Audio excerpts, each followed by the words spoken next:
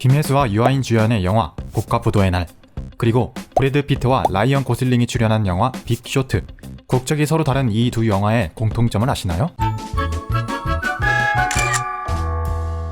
코로나 팬데믹 때문에 일자리가 마땅치 않다는 이야기는 많이 들으셨죠? 자영업자들도 힘들다고 하고요. 근데 정확히 얼마나 심각한지는 잘 모르는 것 같아요. 조사에 의하면 2020년 경제활동 인구가 2,800만 명, 전년과 비교하면 17만 4천 명이나 줄어든 수치라는데요. 취업자 수 또한 전년에 비해 21만 8천 명이나 줄었다고 합니다.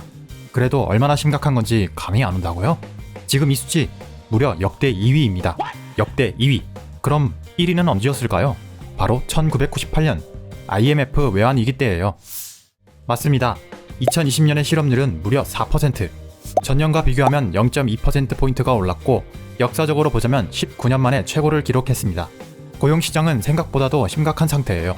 심지어 50대 취업자 수가 사상 처음으로 40대를 앞지르는 등 취업자가 고령화되고 있는 것도 문제죠. 여기에 청년 실업자 역시 2009년 이후 최대치라는데요. 이렇게 고용위기가 심해지다 보니 최근 전문가들로부터 화제가 되는 가설이 있습니다. 바로 금융위기 10년 주기설. 세계적으로 큰 금융위기는 대략 10년 주기로 반복된다는 가설인데요. 정식 이론은 아닙니다만 그렇다고 해서 무시할 수만은 없습니다. 실제로 그동안의 경제 흐름을 보면 대략 10년을 주기로 큰 금융사태가 일어났거든요. 1984년에는 남미의 외환위기가 있었고 1998년에는 동아시아의 외환위기가 있었습니다. 이어 정확히 10년 후 2008년 미국의 리먼 브라더스가 파산하는 글로벌 금융위기가 있었죠. 2018년에는 아르헨티나가 IMF에게 구제 금융을 받아 글로벌적인 금융위기를 막기는 했습니다만 터키에서도 리라화가 순식간에 급락하는 터키 쇼크가 있는 등 세계적으로 금융시장이 휘청거린 게 사실입니다. 어떠세요? 단순히 우연이라기엔 뭔가 심상치 않죠? 실제 10년 주기설 근거를 들여다보면 10년마다 비슷한 배경이 반복되는 걸 알 수 있는데요. 큰 금융위기의 시작에는 먼저 경기 불황이 있습니다. 이 경기 불황을 막기 위해 역으로 엄청난 돈이 시중에 풀리게 되죠. 덕분에 잠깐 호황이 생기지만 이는 사실 거품입니다. 처음에는 경제가 좀 나아진 것 같지만 이내 과도한 가격 상승을 우려한 정부는 긴축 정책으로 유동성을 수축시킵니다. 거품은 빠지고 금융은 부실해지죠. 이거 1998년에도 마찬가지였잖아요. 우리나라의 외환 위기를 다룬 영화 국가부도의 날을 봅시다. 제일 먼저 코리아가 신흥 강국이라 불리며 해외 투자자들로부터 자본이 어마어마하게 투입돼요.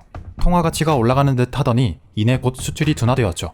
이로 인해 기업과 금융은 부실해지고 여기에 정권 교체 등 다른 요인들이 작용하니 곧 금융위기가 찾아왔습니다. 국가부도의 날뿐만인가요? 2008년에 글로벌 금융위기를 다룬 빅쇼트도 과정은 마찬가지입니다. 그 유명한 2조 달러 주택금융자금 지원 사업을 시작으로 미국의 부동산 시장에는 엄청난 거품이 끼게 됩니다. 그러더니 모기지론의 부실화와 증권화가 겹치게 되었고 기업들의 도덕적 해이까지 더해지자 세계적인 금융위기가 시작되죠.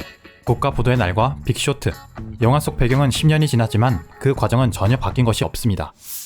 현재 발생하는 위기들이 단순한 고용 둔화가 아닌 금융위기를 경고하는 신호탄일지 모른다는 분석은 당연합니다. 특히 최근 들어 꾸준히 제기되는 문제점도 너무 비슷하잖아요.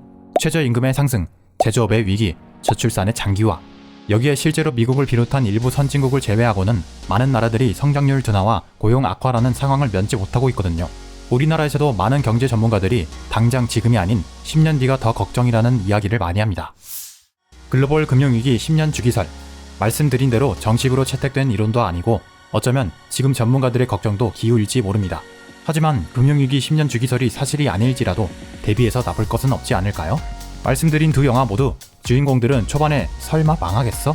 라며 같은 말을 했으니까요. 오늘 제가 준비한 소식은 여기까지입니다. 도움이 되셨다면 구독, 좋아요, 알림 설정 부탁드립니다. 그럼 다음에 또 보엉!